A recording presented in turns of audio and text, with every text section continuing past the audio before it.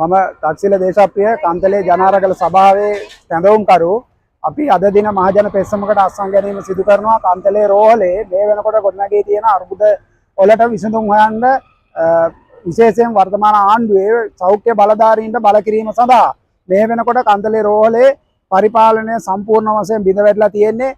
නමුත් ඒ වගේ මේට සාපේක්ෂව රෝහලේ සෞඛ්‍ය සේවා සියල්ල බිඳ වැටි ජනතාවගේ කන්තලේ අවට ජනතාවගේ රෝගීන්ගේ ජීවිත දැඩි අනතුරකට ලක් වෙමින් දීර්ඝ කාලීනව විශාල ගැටලු රාශියක් කන්තලේ රෝහල කේන්ද්‍ර කරගෙන ගොඩනැගෙමින් තියෙනවා. ඉතින් ඒ සඳහා නිසි අවධානයක් සෞඛ්‍ය බලධාරීන් මේ මොහොත දක්වාම යොමු කරලා නැහැ. ඒ සෞඛ්‍ය බලධාරීන්ගේ අවධානය ඒ සඳහා යොමු කර ගැනීම සඳහා සියලු මහ ජනතාව කන්තලේ අවට ඒකරාශී කරගත්ත අස්සම් ව්‍යාපාරයක් අපි අද දින ආරම්භ කරලා තියෙනවා.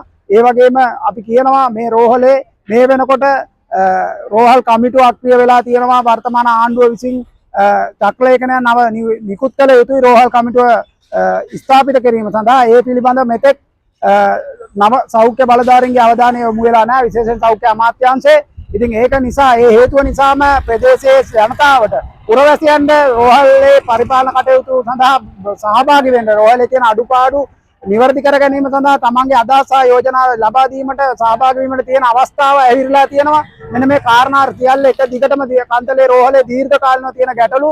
ඉතින් මේ සම්බන්ධව නැවතත් මේ ප්‍රදේශයේ සහ ජාතික මට්ටමේ ඉන්න නැත්නම් සෞඛ්‍ය අමාත්‍යාංශය ජනාධිපති ලේකම් කාර්යාලය ඇතුළු සියලු වගකීම් බලධාරීන්ගේ අවධානය යොමු කිරීම අද දින අපේ මේ මහජන පෙත්සම් අත්සන් ගැනීමේ ව්‍යාපාරයේ මූලික අරමුණ වෙනවා. ස්තුතියි.